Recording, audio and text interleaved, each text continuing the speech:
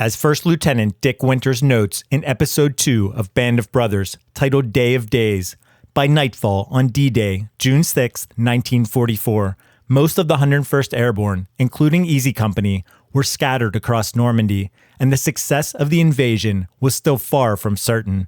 Still, after surviving the drop and an intense day of fighting, many of the men, including Dick Winters, found themselves thankful to be alive. Others were not as fortunate. Though it had not yet been confirmed, 17 men from Easy Company, who were part of Stick 66, including the company's commander, First Lieutenant Thomas Meehan, and First Sergeant William Evans, were killed when the C-47 Skytrain transport plane they were on was hit by anti-aircraft fire during the drops. While this tragic loss made up the bulk of Easy Company's D-Day fatalities, at least 2 other Easy Company men were killed after making it to the ground. Private First Class Joseph Jordan was shot while helping another paratrooper detach from his chute. Second Lieutenant Robert Matthews, who was one of Easy Company's platoon leaders, is believed to have died in combat that day. In Band of Brothers, when Lieutenant Dick Winters and his men are resting in the village of Saint-Marie-du-Mont, he tells his friend, Captain Louis Nixon, that he lost a man during the assault to take out the 4 German 105s at Brécourt Manor. The real soldier's name was John Halls from H Company, who was killed in action while helping to take out the 4 artillery guns. Winters is visibly troubled by the loss, and he tells Nixon that John was not even old enough to buy a beer.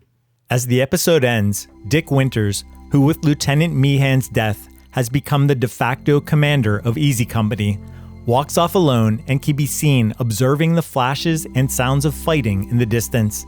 As narrator of the series, he describes the prayer he said to himself that night, thanking God for seeing him through that day of days and praying that he would make it through D+1.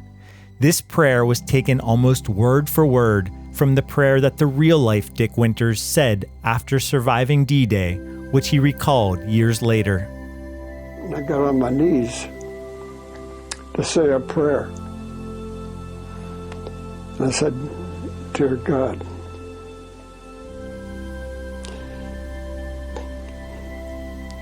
thank you for helping me live through this day. And I hope I can live through another day. And if I can live through the war, when I get back home, all I want is a small piece of land in quiet and peace." While the remaining 11 months of World War II would be a long and brutal road for Dick Winters and the men of Easy Company, after it was over, Winters returned home and did eventually find his quiet piece of land. In 1951, he purchased a 106-acre farm in central Pennsylvania near Fredericksburg. He built a house there for his family, and it is where he and his wife Ethel raised their 2 children, Tim and Jill. The farm was flanked by a gentle pond, and the land had views of the Blue Mountains. There, in that idyllic setting, Dick Winters found the peace that he had promised himself on D-Day.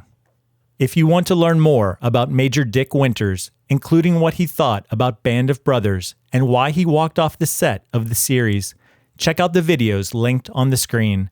If you enjoyed this video and wish to see more Band of Brothers content, hit that like button and subscribe to our channel. Anchors away, my friends.